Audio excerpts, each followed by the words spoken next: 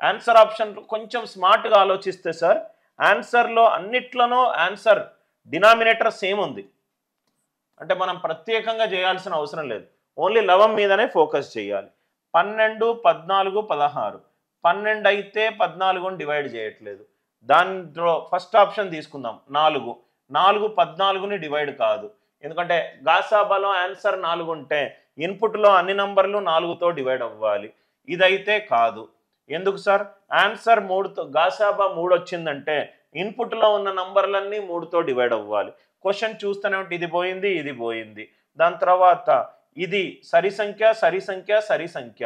కాబట్టి ఆన్సర్ లవంలో సరి సంఖ్య ఉండాలి. ఫినిష్. ఆన్సర్ ఎంత?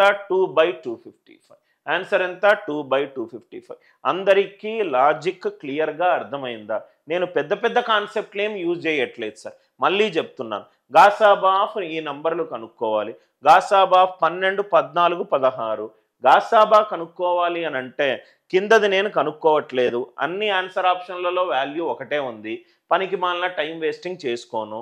సరి సంఖ్య, సరి సంఖ్య, సరి సంఖ్య. న్యూమరేటర్లో సరి సంఖ్య ఉండాలి. బి అండ్ డి పోయింది. రైట్. దాని తర్వాత 4. ఆన్సర్ 4 తోటి డివైడ్ అవుతే ఇన్పుట్లో ఉన్న అన్ని నంబర్లు 4తో డివైడ్ అవ్వాలి. 14 డివైడ్ కావట్లేదు. ఏ తీసేసా. కాబట్టి ఆన్సర్ ఎంత? 2/255. అందరికీ లాజిక్ క్లియర్గా అర్థమైంది అనుకుంటా. Answer for this question is 2/255. దీంట్లో ఒక కాన్సెప్ట్ యూజ్ చేశా. ఇన్పుట్లో అన్ని నంబర్లు కేతో డివైడ్ అవుతాయి. ఆన్సర్ కూడా కేతో డివైడ్ అవుతుంది. దాని తర్వాత ఇక్కడ కూడా ఒక లాజిక్ యూజ్ చేశా. ఏంటా లాజిక్? గాసాబా కనుక్కునేటప్పుడు చిన్న నంబర్ మీద ఫోకస్ చేస్తా. ప్రతి ఒక్క పాయింట్ని నేను